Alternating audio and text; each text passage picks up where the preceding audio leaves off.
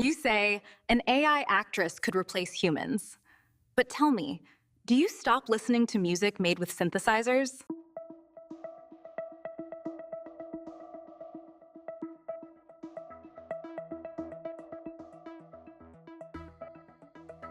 What you're looking at isn't an actress. In fact, it's not even a real person.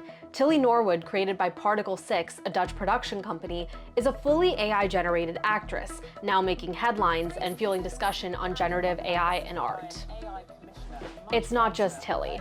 The Brutalist, an Oscar-winning movie from 2024, used AI to enhance the accents of their actors. And you no longer have to take images or find them on the internet, you can just make them yourself.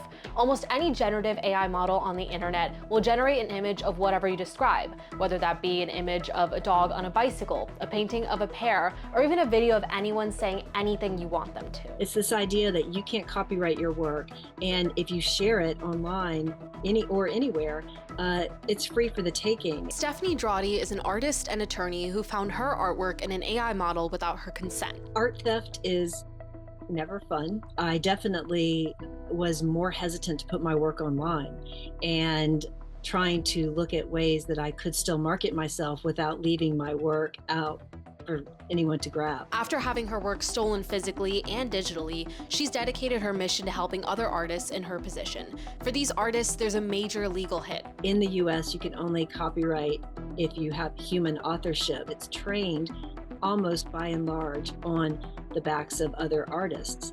Essentially, Stephanie's saying that artists have no control over their work. If they publish on a public page, companies like OpenAI can take the work of artists and use them to train these models that are now open for the public to use. And that means less revenue, especially since licensing is a major way that artists make money. But more than money, it's the work that they put in every day that's being chipped away at. I feel as if that takes away from the creativity, the humanity of art, and to lose that is to lose art, in my opinion.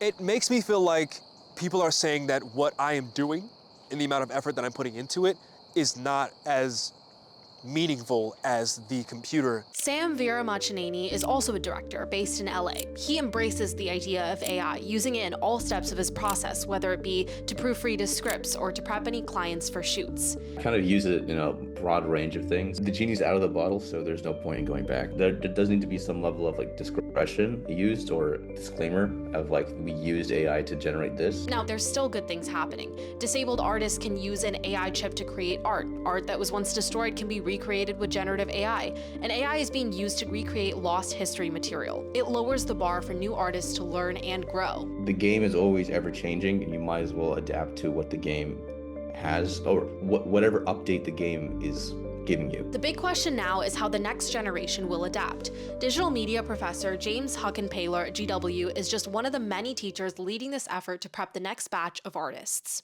I demand its use in my classes. Huckenpaler knows the importance of AI as a digital media professor. In fact, it's what's shaping the field. And even if the outcome isn't exactly in digital form, he's providing kids with the tools they will encounter in their art. Because there's a ton of hype out there, and it's like, oh, it's going to destroy the creative industry. And my students, once they start using it, they immediately realize how hard it is to get a good result. And half the time they're like, it would just be easier if I drew it.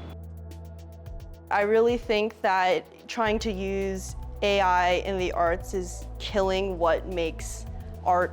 Audrey Kim is a first-year student who is also an aspiring actress. The issue of AI is particularly relevant to her. Not only is that taking job opportunities away from actors who, by the way, aren't getting paid a lot and aren't doing a lot anyway, it's also just an effort to just only pay for what you need, and artists are already struggling so much. Despite her fears about the acting business, she knows that there's a level of adaptation that has to occur. I think there are great ways to use AI. It's just, if you're knowledgeable on those topics, you're able to understand the implications of what you're doing and how to use AI in a safe way. Audrey's not the only one with an intense skepticism. All you're really doing is just pulling from someone else's idea and just creating this Frankenstein of other people's ideas.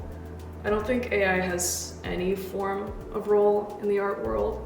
I think it just kills every aspect of it. Even if you go to a museum, sometimes you'll see just sketches, not finished projects, but what draws you to them is the idea and the concept.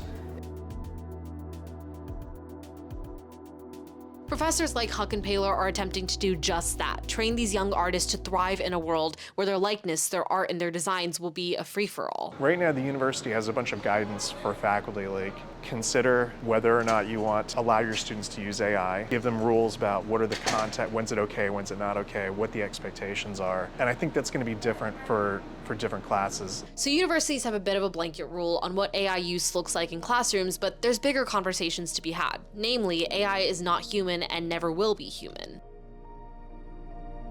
We look at stuff that other people made, and we may like it or we may hate it, but we're engaged in it because like, oh, some other person made that, and you're trying to figure out what were they thinking? Like, why did they do that? So there's this human connection. Our whole lives we're sort of navigating other people. Their parents that are telling us what to do, their kids that we're telling them what to do, their peers that we're trying to coordinate with, trying to find a potential mate. There are all these ways that we're looking at cues in the world for how we interact with other people, and AI is not going to provide any of that.